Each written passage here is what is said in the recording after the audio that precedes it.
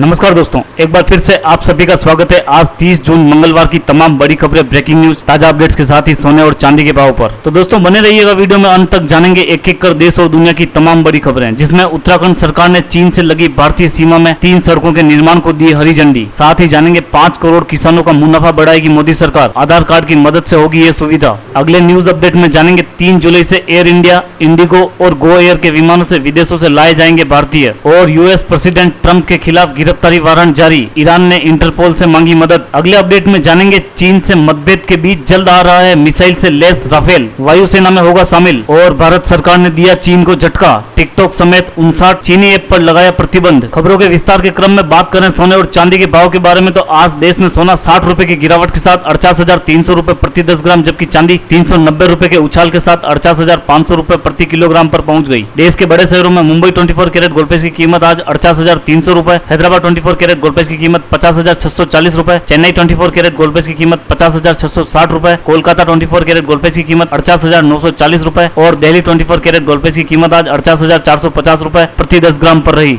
अगली बड़ी खबर में मुख्यमंत्री त्रिवेंद्र सिंह रावत की अध्यक्षता में सोमवार को हुई Uttarakhand state wild life board की बैठक में सामरिक महत्व के 3 बड़े प्रस्तावों पर मोहर लगाई गई। सबसे महत्वपूर्ण प्रस्ताव चीन से लगी गंगोत्री नेशनल पार्क की सीमा से 3 सड़कों के निर्माण के लिए वन भूमि हस्तांतरण के प्रस्ताव को मंजूरी मिलना है। गंगोत्री नेशनल पार्क के भीतर चीन सीमा से लगी भारतीय सीमा में जिन 3 सड़कों के निर्माण को फॉरेस्ट लैंड ट्रांसफर को मंजूरी दी गई है, पूरा क्षेत्र हाई एटीट्यूड वाला है। इसे कोल्ड डेजर्ट भी कहा जाता है। यहाँ सड़क निर्माण करना किसी चुनौती से कम नहीं है। वृक्ष विहीन इस पूरे क्षेत्र में वायु के कम दाब के कारण सांस लेने में परेशानी होती है। अगली बड़ी खबर में केंद्र सरकार किसानों के योजनाओं के लिए आधार बेस्ड डेटाबेस बनाने की तैयारी में जुटी हुई है। दरअसल सरकार चाहती है कि किसानों से जुड़ी सभी योजनाओं का डिजिटलीकरण किया जाए, ताकि प्रोक्योरमेंट संबंधी पैसे उनके खाते में सीधे ट्रांसफर किए जा सकें। इस डेटाबेस में किसानों के खेतों का सैटेलाइट इमेजिंग होगा। इसी आधार पर किसानों को एडवाइजरी दी जाएगी कि वो उनके खेत में किस तरह की फसल की बुआई करे। इससे किसानों को सही फसल से लाभ मिल सकेगा। इस डेटाबेस में यह भी जानकारी होगी कि किस लाभार्थी के पास कितनी जमीन है। अगली बड़ी खबर में लॉकडाउन के चलते विदेश में भारतीयों की घर वापसी के लिए वंदे भारत मिशन की शुरुआत हो गई थी। पहले इस मिशन में केवल एयर इंडिया शामिल थी। अब इसके चौथे चरण की घोषणा कर दी गई है। यह चौथा चरण 3 जुलाई से शुरू होकर 15 जुलाई तक चलेगा। इसमें एयर इंडिया 114, इंडिगो